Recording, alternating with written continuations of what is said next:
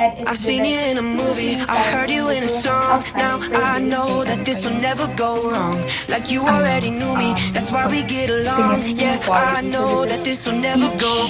And then Ooh, it's cinematic in the way we connected. Girl, you're so familiar, I never expected you to be right in my arms. My favorite part, how you talk in the dark. Oh God, there's something about the sound of you is stuck in my head. I'm hopelessly romanticizing all that you said. Even though I see that I'm in too deep, I still gotta let you know that I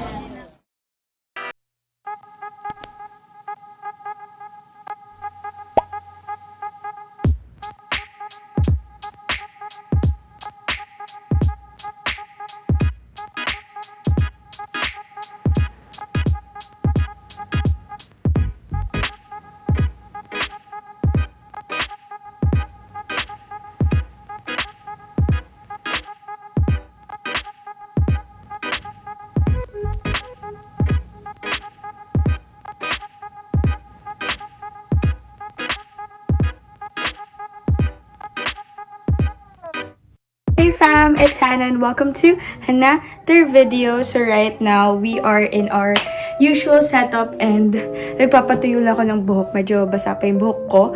But I'm all dressed up and formal outfit for today kasi today will be our defense. So I will be showing you guys my last days of junior high school. So meron lang kaming mga kailangan pang asikasuhin bago totally mag-vacation. So here is one of those.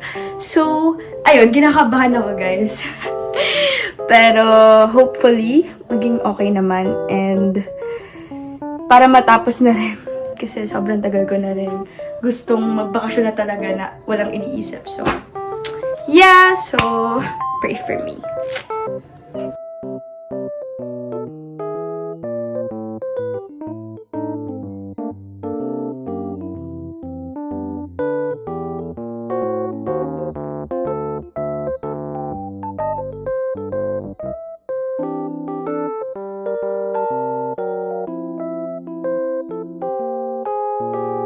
The observations are, in trial 1, the withered plant is exposed to direct sunlight and is given 2 to 3 times a spoonful of honey per day, mainly as its fertilizer. The effect of honey on the withered plants is it did not work and the plant is still withered or dead. In trial 2, the dried plant is exposed to direct sunlight as well and is given 2 to 3 times a spoonful of honey per day.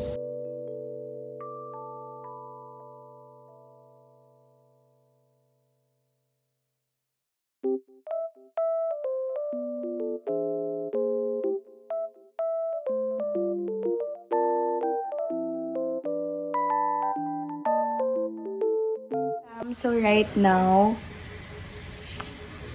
kagigising ko lang and today is March 30, Wednesday. And ayun, naka-uniform ako ngayon kasi today is our rash test or NCAI. So, kailangan siya sa school na papasukan namin. Parang post-test na nila for us to assess. Ganun. Hindi ko rin sure kung para saan siya. Basta 2 days siya and ayun, pinag-uniform kami. But right now, what's more important is that ngayon din yung results ng senior high school for UST and nag-apply ako dito kasi dream school ko talaga ganun. So, kinakabahan ako guys kasi hindi ko alam if qualified ganun. So, guys, hindi ako makatulog. So, 7:16 pa lang. Andito na ako pero 8 AM pa yung pagtingin ng result. So, ano ba yun? Lutang-lutang. Lutang pa ako guys. Hindi ko maisip yung sasabihin kong word. Basta, nakabahan ako guys. As in, hindi ko alam if anong expect ko. Kasi like, sobrang hirap talaga makapasok sa UST. So, bigay mo na sa akin to Lord.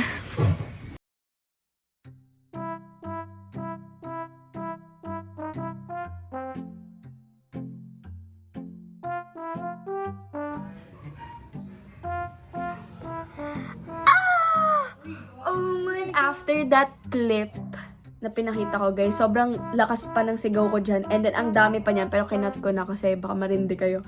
But I cried. I was really emotional. I mean, I'm always emotional. Pero, syempre, diba, dream school yun. Tapos nakapasok. Kaya sobrang naiyak talaga ako. But, I just wanna say big congratulations to everyone who passed the USTAR and also to those who tried. Syempre, we all did our best, I know.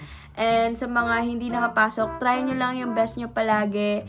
Try lang ng try hanggang sa mag-succeed. Baka may ibang plans sa inyo si Lord. And we took the risk na pumasok sa UST knowing how hard it is talaga yung score doon, ganon. So, sobrang brave na step nun. Kaya sobrang proud ako sa inyo, guys.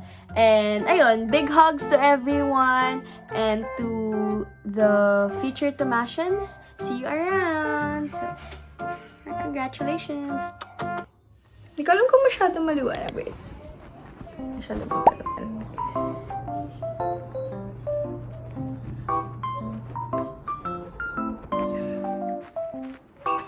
Yeah. Oops. Okay.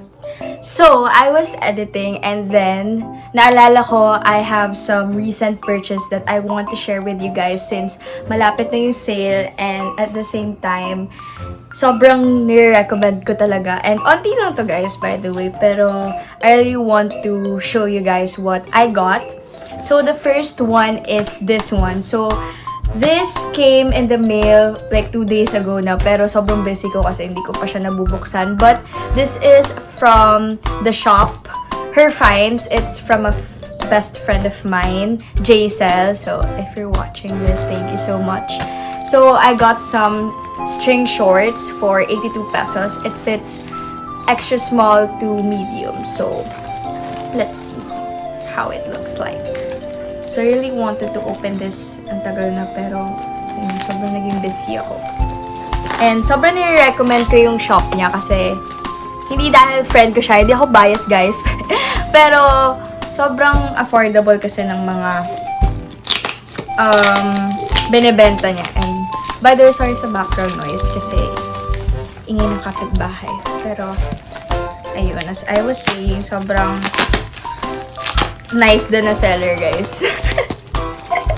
So, I'll be putting her links down the description box so you can check them out if you want to buy some as well. Parang mga aesthetic clothes, teenage clothes, gano'n. Hirap pa ng packaging niya. Okay. There. Ooh. Oh, my letter. Wow! So, may mga letters pa. Okay. So, this is what it looks like. Grabe, ang ganda ng fabric. Kasi sobrang perfectionist nun. Kaya talagang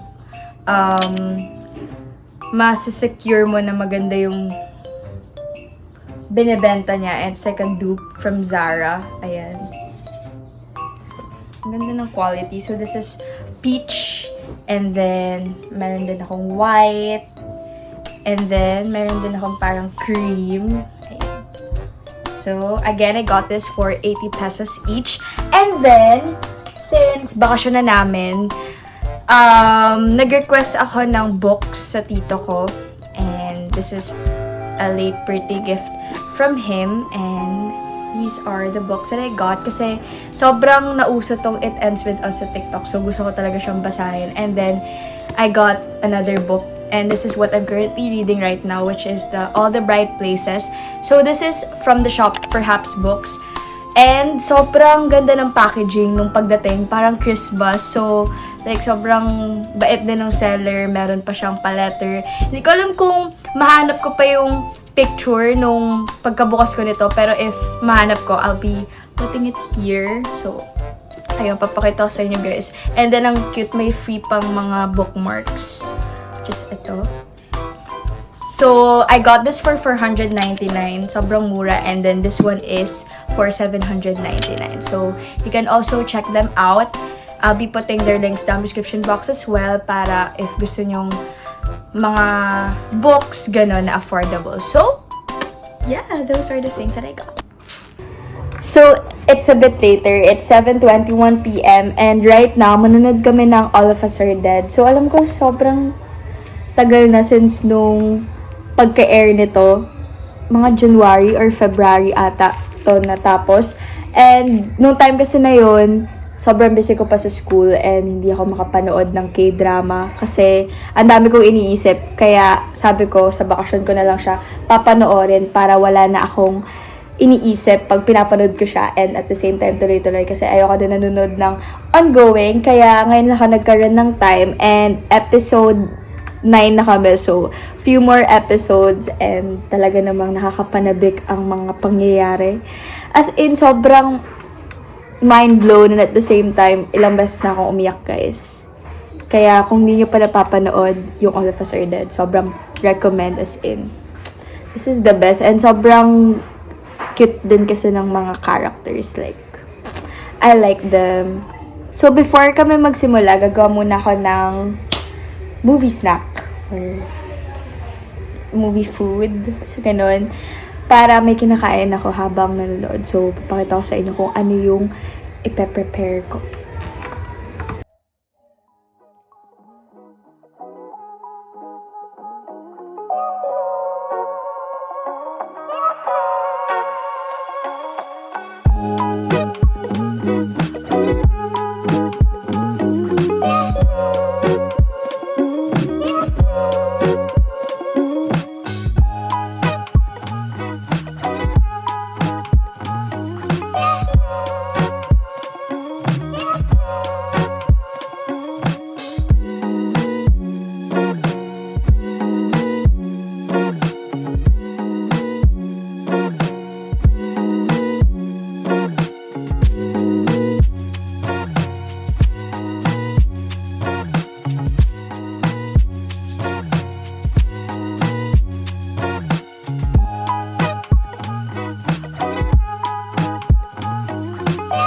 So, for my snack, I chose this fish cake. So, tira lang siya nung nag-samji kami.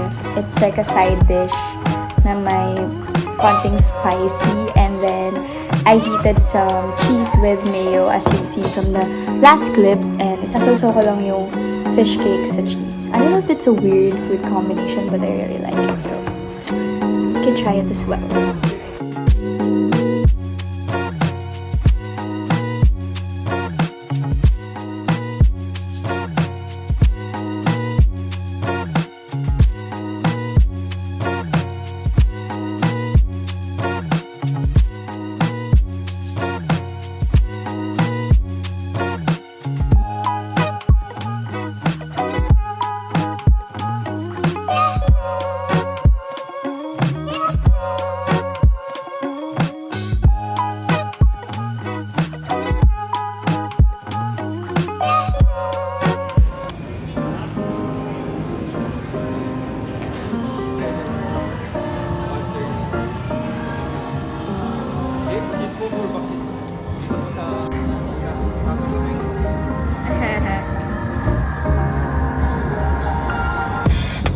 Feels like fate to visualize the things that I would do with you. I know things change, but I compromise my feelings for that night in June. Goddamn, I feel like you're the one for me. I am feeding off your energy. Who cares? Oh, I'm so overly into you. I know that you know. Every bar is closed. We're taking off our clothes. It's true. We're in bloom. We know how this will go. You'll see me at my lows. Ooh, we're in bloom. Your room next day. We're talking about your life and how it was in May. But don't hit the brakes. We'll blossom into something they can't take away. Goddamn, I feel like you're the one for me. Yo, so right now, we will be having a family getaway. So I'm really excited kasi it's been a while since the last time na nakapag-family getaway kami. Kasi yung last beach trip ko was with the father's fam, and ngayon naman with the mother's fam. So, tama ba? With the mother's side fam, ganun. So, ayun, medyo lutang-lutang pa kami, guys. It's like ano oras na ba? 4:19 a.m. and umuulan pa. Kita ba? Nakita mo yung ulan? Nakita mo yung ulan? May tao. Saan? Dito. Nagkatawa na masira. So, ayun, nandito kami nakapark sa gilid and sila mama, wala pa. Inaayos pa yung mga gamit. So, sabi ko mauna na ako para makapag-intro ako. So, yeah, sasama ko kayo guys sa beach trip namin. Hindi ko pa alam kung saan exactly. So, mamaya papakita ko sa inyo pag andun na kami or malapit na kami. So, yeah, papakita ko yung van guys. Yan, wala pang laman. Ito yung camera woman.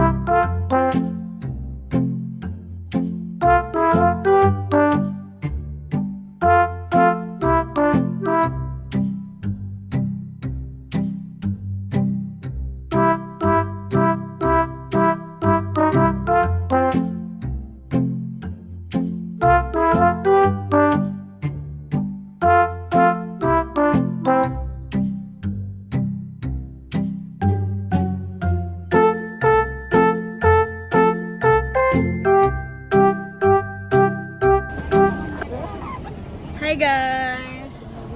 So, andito kami sa Tubuan Beach. And, ayun, naligaw-ligaw pa kami kasi wala sa Google Map yung etong place na to. So, ayun, tagal naming hinanap. Itong place na to, yung Tubuan, nasa Google Map. Kaso yung... Mali. Okay. Mali yung sabi nila. So, ayun, punta na kami dun sa loob. And ito yung suot ko, guys. So, ayun. Ayun, pinapaupo nila kami guys. Ilang lamesa pa po? Okay na yan. Ayun yung mga hotel. Ilan pa kami? Oo, isa pa. Ganyan muna. Bakit nandyan lang naman? Mamaya na lang. Austin! Austin! Austin! Ang pay sam-sam tay. Kung di sam-sam, try ka. Iki kaya, piya na kaya. Sige, ito, nagpapandaya tayo. Si Sam-Sam. Maiwan ko. Kaya, pinisam kaya tados. So, nagpalit ako ng glasses, guys. Kanina nakakontacts ako kasi natulog ako sa biyahe. Ang haba ng biyahe, guys. 2 hours, ganun. So, nag-glasses na muna ako ng may grado. Kanina pa ako ayos ang buhok. Kasi yung buhok ko, oh. Yung bangs ko. Itatay, kakahula eh. So, sisilipin namin yung beach, guys. Habang nag-aayos sila kung saan kami mag-stay. Ganda lang. Ano? Ay! Pwede na ba? Wala, nag-log out yung... Ang ganda! Oh! Ayan siya, guys. Ang paganda. Okay. Asan? 5 for Oo nga. So, yung bangka?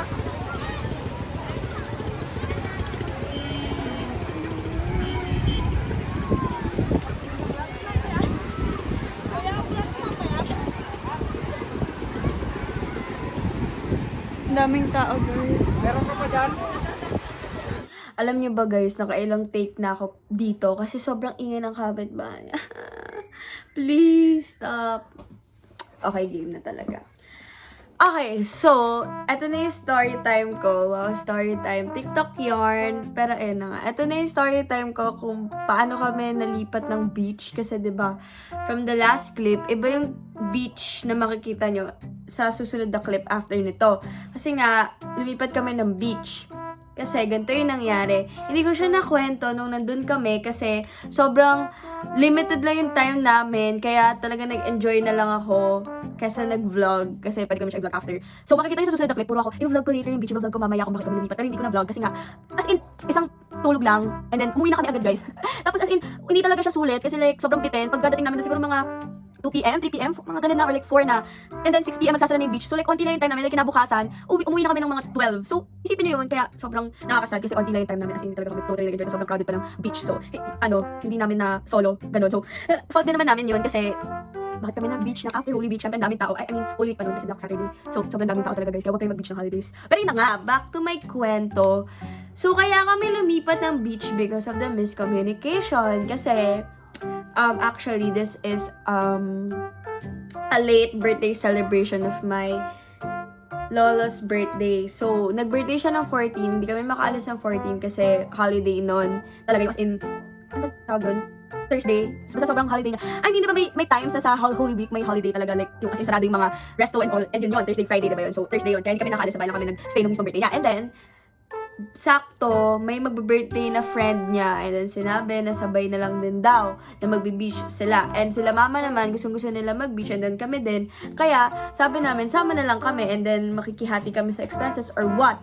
And then, nagpa-preserve na si mama ng mga kung saan kami matutulog, ganyan-ganyan. Basta lahat na ng reservation ginagawa niya na. Kaso, sabi, okay na daw kasi meron nang nabook yung friend ng lolo ko kung saan kami magstay. May cottage na, ganyan. Basta may tutulugan na kami, lahat-lahat na ng mga kailangan meron na. So, syempre, hindi na nag-initiate sila mama na maghanap pa kasi sabi nga, meron na. So, pupunta na lang kami doon. And then, nung una, sketchy na siya kasi hindi alam nung friend ng lolo ko kung saan. So, medyo dun sa part na yan, parang, bakit hindi mo alam? Ikaw yung nag-reserve. So, sobrang tagal namin nagbiyahe para hanapin yun. And then, nung pagpunta namin doon, ayun na nga, hindi pala sila nagkaintindihan ng owner. Kasi like, nagbago yung isip ng owner. Hindi pala siya pumayag dun sa gusto nung friend ng lolo ko. And then, binibigyan niya sa amin, hindi cottage, kundi table lang. Tapos sobrang mahal pa. So, willing naman kami magbayad. Pero, diba, kung magbabayad ka, bakit hindi pa dun sa quality, ganun, mag-enjoy ka. And then, kung nakita niyo yung beach dun sa last clip ko, as in, hindi talaga siya maayos. Ang baho ng tubig, tapos sobrang crowded. Hindi ka talaga mag-enjoy kasi hindi pa white sand. So, we had to move talaga sa ibang place kesa doon. Kasi kung doon na lang, uwi na lang kami.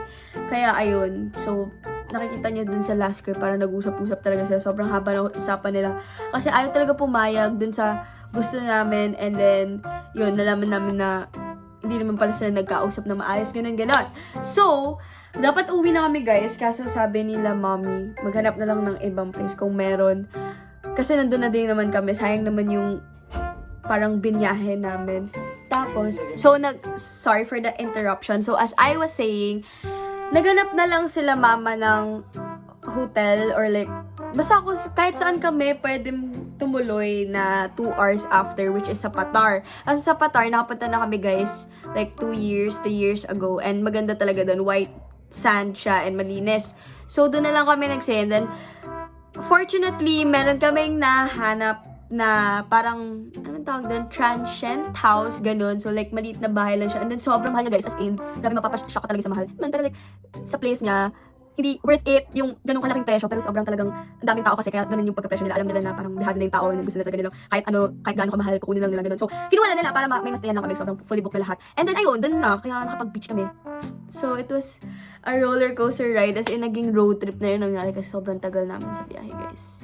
But, ayun, it was fun naman kasi we were together and siguro nag-enjoy ako dun sa road trip na lang kasi puro kami kwentuhan. So, yun. Yun lang naman yung story time. Sana naintindihan nyo guys kasi I'm all over the place. But yeah. On to the next clip, which is, yun nga, yung nagkukwento lang ako guys. Wala talagang any beach, kasi hindi na naman kami nag-beach activities kasi nga wala kaming time, so. Hey guys, so, petang ingay. Ingay nila. Ayun, andito kami sa Patar Beach. Same place din, pero 2 hours away from the last destination. And kikwento ko sa inyo bakit mamaya pagka dating namin from the beach. Pero right now, ayan, pupunta kami ng beach muna. Kasi hanggang 6 lang siya. So, kailangan namin magmadali. And 1:35 p.m. na. So, may ilang hours na kami. And naka-shirt lang ako. Tapos, shorts. Hi! Say hi! Sungit! So, ayun. Ito yung bahay namin. Mamaya, ito sa inyo guys. So, yan. Ito yung place kung nasan kami. Hindi ko alam kung anong tawag. Mamaya, sabihin ko sa inyo guys. Sa may tawag sa resort. Parang ganun. So,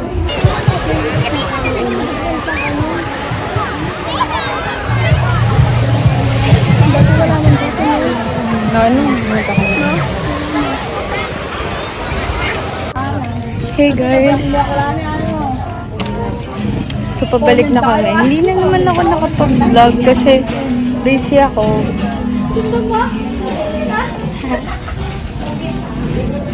Joke lang. Okay. Ingay nila. Uwi na kami. Enjoying ko muna ngayon guys.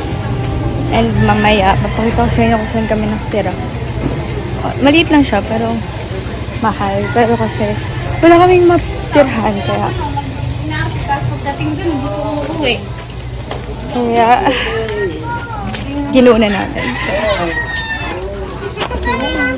saan ito? Nahiya ako. Daming tao. Ay, punta kami doon. And bumalik din agad. Nag-reflect yung sa glasses ko. But, hey fam! So right now, alis kami ni mom. Pupunta kami ng dentist, tapos kakain kami sa labas. And, ayun, sasama ko kayo. Kasi today is a holiday dito sa Tarlac. Pero hindi ko alam kung ano yung holiday. So we decided na labas na lang kami. Then, since magpapadentist din naman siya. And, yeah. Hi guys! Ganda ng ano no? Quality niya pag nagvi-video. Pero pag pinost mo,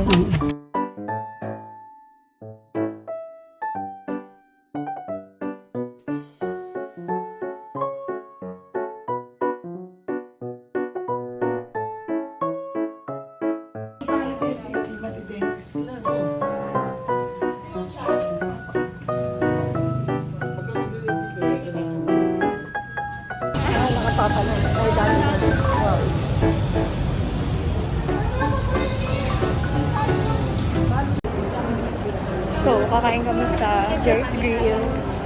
Guys, for lunch.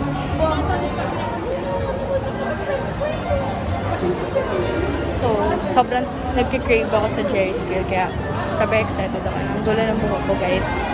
Nakakain kami.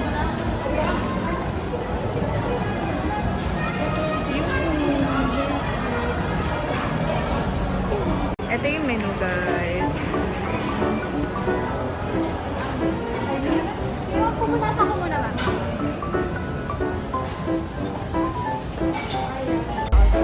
Tawag na kayo po, okay na. Masisig.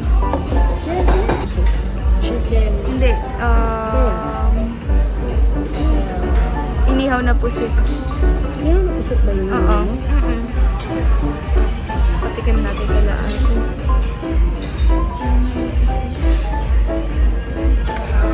Wait lang. Anong kinain ni Hawa tsaka? At saka sisig. Ilan rice? Wala pa. Ata mo kayo. Pwede magbili ka pa.